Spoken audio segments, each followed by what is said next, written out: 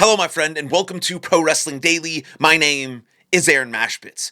So I've thought about it, and I've constructed my perfect WrestleMania 42 card for night one and for night two. I've also, considered what WWE might actually do and what's actually possible. I'm not just randomly booking the whole card for what I think, magically could happen. This is like what I think the perfect WrestleMania 42 card could be and realistically should be if WWE was booking it the way I think they should book it, which would create the best storylines and best matches. So we have a night one and night two. The only thing I didn't really construct perfectly was the match order, so I'm just giving you the matches. This is not exactly how I think the matches should go in order, except probably besides the main event of night one should be the WWE Undisputed Championship match, and the main event of night two, kind of the whole main event of the weekend, is CM Punk versus Roman Reigns. So let's go night one. You have a women's tag. I'm also looking at my phone right here, so sorry about that because I wrote it down. I don't want to get it wrong. I constructed it kind of perfectly. It took some time to think about it, so I am looking at my phone. So if you see my eyes going down, that's just what I'm looking at. So it is what it is.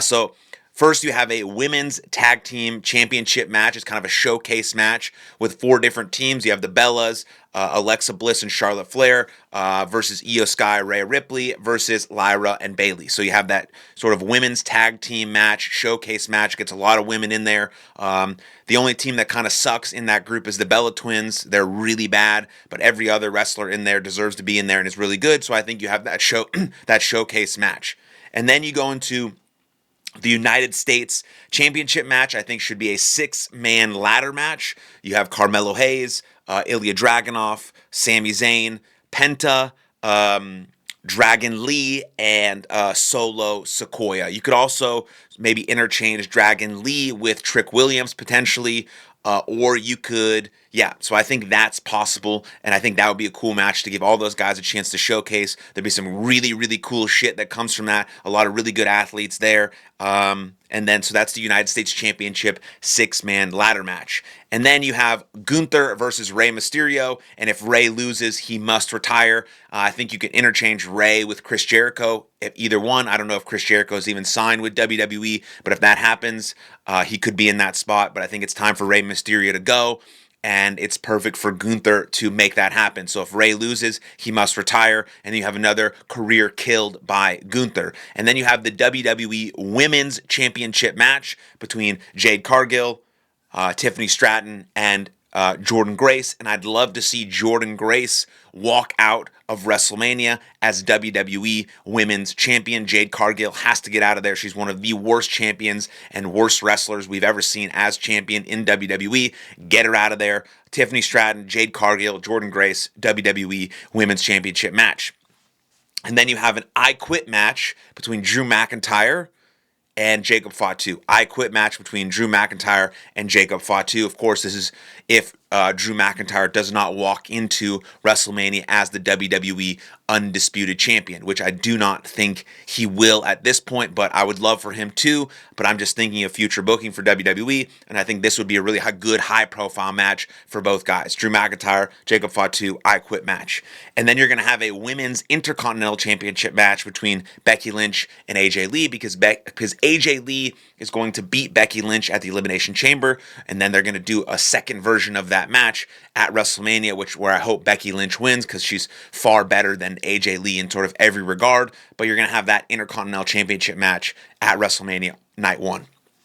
And then to round out night one, you have these last two matches, which will be, this Sin City, Las Vegas type street fight between celebrity and celebrity, which is Bad Bunny versus Logan Paul in a Sin City street fight, which will get the most mainstream attention out of any match on the card or maybe in the history of WWE. So you have that match. And then to round out the evening, I'm not sure how they're going to make this work because Cody Rhodes now is in the Elimination Chamber, but eventually Cody Rhodes is going to win the strap back, and I think he should defend it against Randy Orton.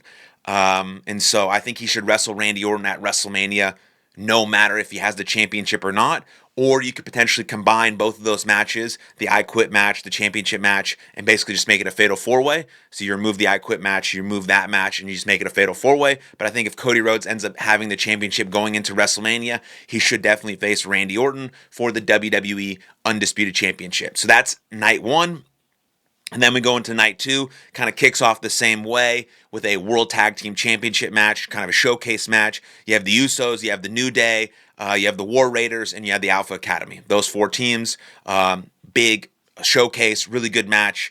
And I would love for the Alpha Academy to walk out of WrestleMania as the tag team champions. Highly unlikely, but you never know. Then you have a mask versus mask match versus El Grande Americano, original El Grande Americano and El Grande Americano, mask versus mask. I think Chad Gable loses that mask. He unmasks, and then we see actually just Chad Gable become the absolute stud and superstar that he should be. And then you have just a really good singles match between LA Knight and Bronson Reed. And then you have a last man standing match between Brock Lesnar and Obafemi, where Obafemi wins that match. Also, you have LA Knight win that match against Bronson Reed.